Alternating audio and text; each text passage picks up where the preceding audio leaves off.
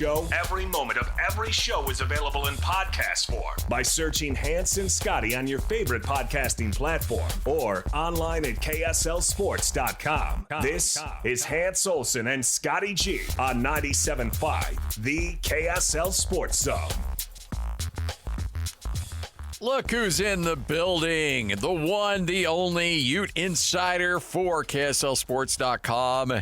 And overall good dude, Steve Bartle, hanging out with us. How are you, sir? Scotty, Hans, how we doing? You glad the summer and the off season's over? Does this make you happy? Oh yeah, I hit that point last week where you're just like, all right, I'm ready for new topics, ready for new conversations. Like I'm itching to get back to football, for new stuff to be going on. By the way, we want to get all of our guests ready for the fall and winter by making sure that it's frigid in our studios. Yeah, so it is cold. You're not going to have to cold tub after this. No. We'll have your muscles nice and relaxed. No inflammation here. This is just ridiculous. I'm sorry, Steve. We hate to welcome you into such unformidable conditions. It is frigid in here. It's so cold. I'm just glad that other people, because I've been cold for like a good year and a half now. Like I'm always cold. Yeah. And I'm just glad when other people back me up on this. Hey, Steve, I want to start with this because we just had Tobias Merriweather was announced on our 60 and 60. Hey, Lloyd, do you have the audio from Kyle? So when I went in with the list of 60 and 60, it did not have Tobias on it. When I was greeted at the door and asked for my list, the person greeting me said, why is this guy not here? And it happened to be this guy, and this is what Witt had to say about him. Tobias Merriweather transferred in from Cal this past summer, was not with us in spring, but we're excited about what he brings to the table.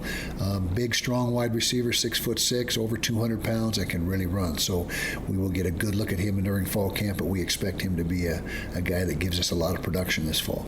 Okay, so I am circling Tobias as my mystery offensive come-from-nowhere player as we stand right now, the four of us, in this conversation, because I think that there are some people that believe he could be a real weapon. What do you know of Tobias, and what have you heard about him? Yeah, it starts with those measurables. 6'6", 200 pounds. He's got great speed. I think he's clocked in at over 21 miles an hour with those new tools, equipment tools that they've got, and all that stuff.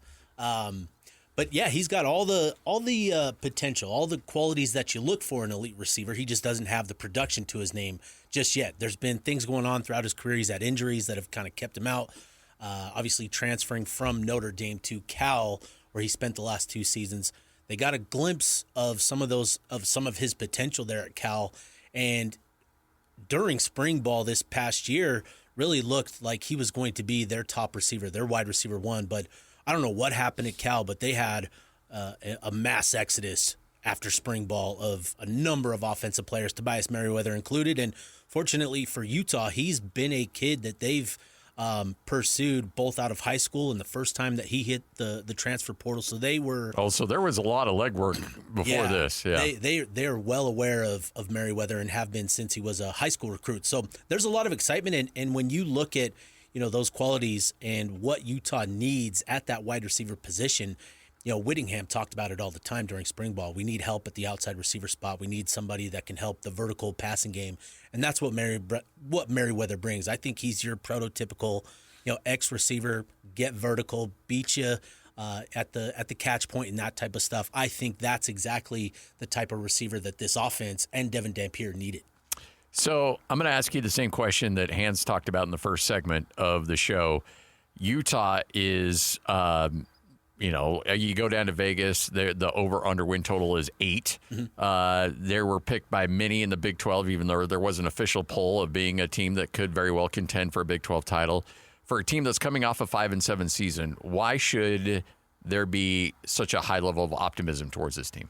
Yeah, I think when you go back and you look at that 5-7 record and you feel down. But when you actually look at what happened at those games, it came down to a handful of plays, right? Individual single plays that could have turned a number of those losses into wins for Utah. So obviously, if you have a losing season, you feel like Utah has fallen off the cliff, but they're still really close to being a good team, and just a number of plays going their way, a few bounces go their way, a couple injuries and that type of thing.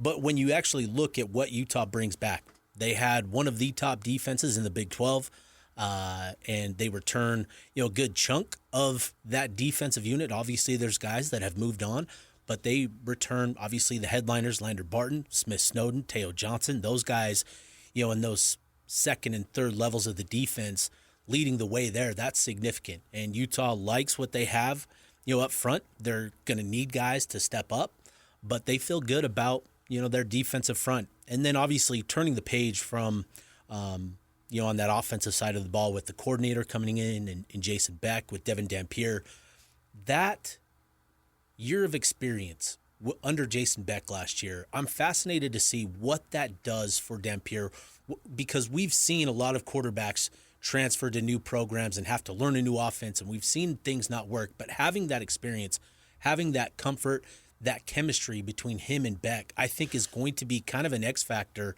where you feel good about what that means for the offense. So those are the big reasons why, Utah was still really competitive last year, even despite their offense really being pretty bad. They return a lot of that defense. And then with the changes that they've made on the offensive side of the ball, you feel optimistic about what Utah is going to be. All right, Steve, I wanted to have this conversation with you. I brought some of these stats to Scotty a week or so ago, and I was kind of waiting for an opportunity to catch up with you on this. So you go look at Coach Beck's offense with New Mexico last year, and there was one tight end that had any receptions. Mm-hmm. Only one, Trace Bruckler, who had 22 receptions for 138 yards. No other tight ends had a reception. There were 6 tight ends at the University of Utah that had a reception just last year. Mm-hmm. And you could probably average 5 since Freddie Whittingham has gotten there. Mm-hmm. A lot of tight end usage, a lot of tight end targets, and building tight ends, one of them being a big-time draft pick for the Bills that's doing great things. And I still think Brant Keithy, if he can stay healthy, probably going to see him on an NFL field soon.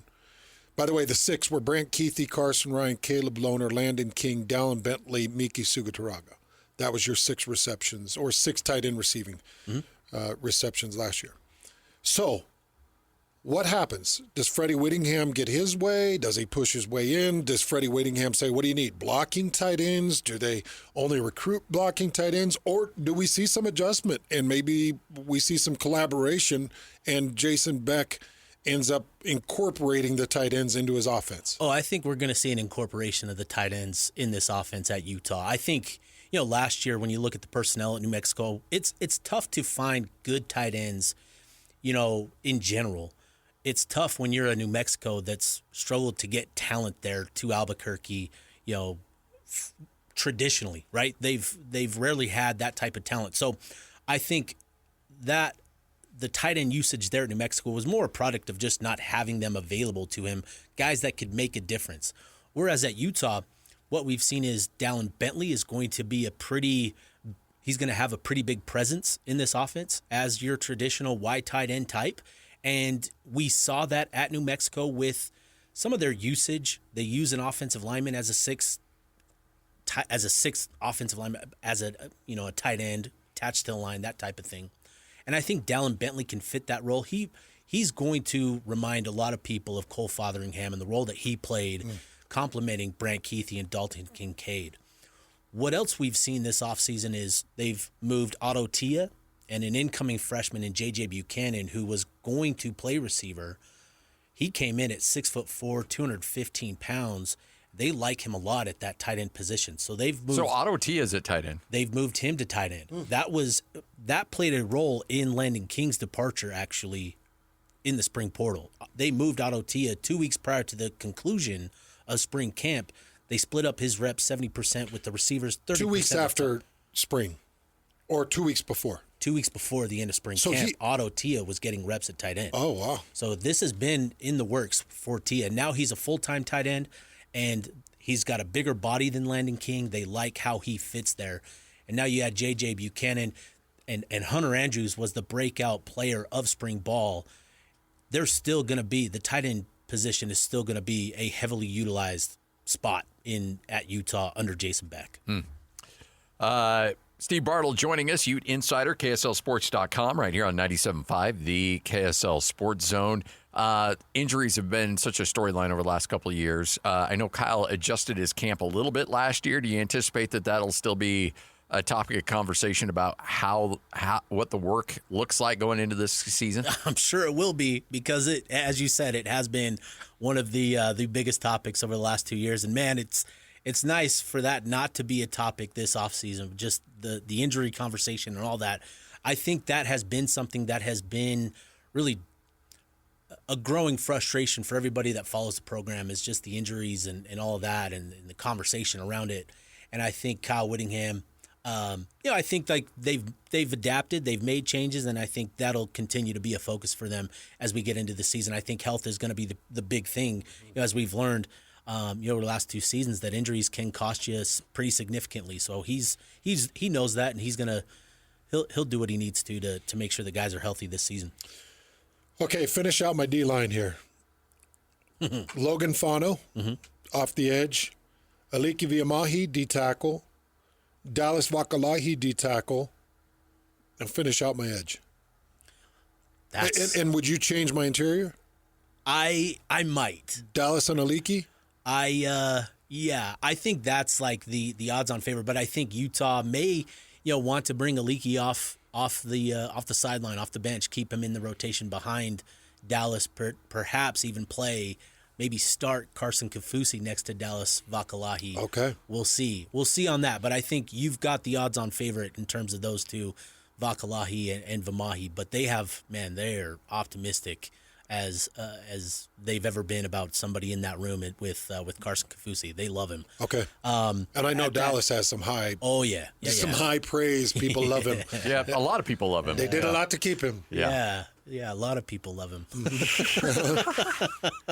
I think that other edge spot, that's going to be a battle going into fall camp. You've got John Henry Daly and Cash Dillon. I think those are, and then Paul Fitzgerald as well. So that's going to be those three are going to be the guys competing for that spot opposite of Fano. I honestly wouldn't be surprised to see Cash Dillon emerge as the guy opposite of Fano in that starting lineup. And that's going to be a spot where, they can have different guys throughout the course of the season. But the things that I've heard about Cash Dillon, the work that he's put in this offseason, he's really put himself in a good spot. He's on a good trajectory. And I think he's got the game that really fits with what they want to complement Fano on the other side, where he can be more of that sturdy presence, whereas, the other guys, they've got a little bit more athleticism.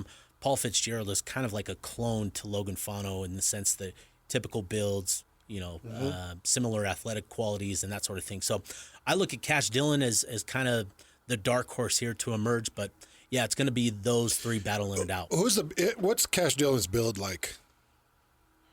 That's a great. Is he a massive edge, or is he more of a Logan Fano like? I'm just wondering if they can use him to anchor, or if he's kind of an all around end. He's gonna be an all around end. He's not Van Fillinger. He's not that big. Where Van was working hard to keep his weight down. Like Cash is a leaner build. Mm-hmm. He's more like Connor O'Toole in that sense. Okay, but he's a workout. He's just an animal in the weight room. You can't help but miss those two, Connor O'Toole and Van Fillinger. That's going to be tough. Those are tough. And it'll be interesting to see how, this shift where I think, O'Toole, the injuries were just, you were always hopeful that he could take that step where he could emerge, but just the injuries just stayed. So, how much does availability? It was the same with Peppa, and it was the same with O'Toole and Van to a certain extent. Yeah, Van dealt with some stuff too, and so we'll see. It's going to be tough to replace those two, but I think if you look at what Utah needs, where you want a little bit more athleticism off the edge going into the Big 12, I think you like what you have in that group with the athleticism, the qualities that they've got there, and what that might mean moving forward. Collectively, when you have two tackles that may be first-round picks in the NFL draft, is this collectively as good of an offensive line as Utah's ever had? 100%, yeah. You've got two guys in that conversation. You've got another guy in Tanoa Togiai who's put himself on NFL radars. And then you've got two veterans in Jaron Kump and Michael Mokofisi who have played a lot of football for Utah. Yeah, Kump in his 27th year of playing college football. Yeah, dude, I don't know how he's done it, but he's done it. I mean, I do. He's had Same a lot with of Moko. injuries. Yeah. Our Moko and Kump, I think, are the same It's or recruiting class. Yeah, so Moko, he was a 2021 kid, so it's still like understandable for him. But Kump, remember, like he was like, God, what was he? Was he 2018? Served a mission, came back during the COVID year, had God. that year. Then he's had a couple injury red shirts, medical red shirts, and that. So he is a veteran, all caps, underlined. He is a veteran, and it's going to be important for him. Him to me, he is the big X factor for that offensive line. If he takes a big step forward this year, that's going to bode really, really well for this line. Will Ike Garcia end up panning out to be as good as he was big in the recruiting world? Because wasn't he one of the top offensive linemen out of the state? Mm-hmm. Yeah. Not only in the state, but in the class, 2025 class, or 2024 class. Man, time flies. Yeah, 2024. So he's just, he's been obviously coming in as a tackle. You've got these two guys in Spencer Fano and Caleb Lomu that are well entrenched in those spots. Like, Not going to give up an inch. Right. And he had an injury he did. first so year. he redshirted last year because of the injury, right? He was a 2025. I don't know. redshirted the year before, right? No, this is his second year. He came in with Isaac. Then he did redshirt. Yeah, he redshirted last year. He had an injury. That's right. He missed some time, but he had a really good spring. Made a lot of progress, according to people that I've talked to, and there's a lot of optimism. And what'll be interesting is I'm curious if Harding is more willing to get guys involved. I know that's not what you typically want to hear with offensive line. You want that chemistry. You want that cohesion. But going back to that Oregon line in 2023, they actually rotated a number of guys to get guys on the field and still performed at a really high level. I'm curious with the depth that Utah has there, if they embrace that mindset. I'll tell you why I think they do. Because you've got 5 outgoing. Yeah. No, that's a big reason why. Yeah, so you got 5 outgoing, potentially, really, all of them could be draftable depending on how they play. Yep. But you could see another 4 offensive line draft from Jim Harding, which he had a 5. Was it 5 that we looked at in 2017? Yep. So you could have another one of those, and Jim Harding doesn't want to get caught with no experience. So I could see them rotate a guy like Keith Olson. Yep. I could see them rotate Ike Garcia. I could see them rotate potentially, who's the other one I heard? Solotoa Moiai. Yep. Those are the 3 that I think, if that is something that they embrace, those are the 3 that I look at as the guys that I would rotate in with that offensive line. Better not mess up. Steve, you're the best, man. We appreciate Appreciate you guys. Man, I'm excited. Oh, it's going to be great. Oh, I'm getting the itch again. It's awesome. It's almost here. Camp starts this week, and college football, folks, is nearly upon us. Hans and Scotty right here on The Zone.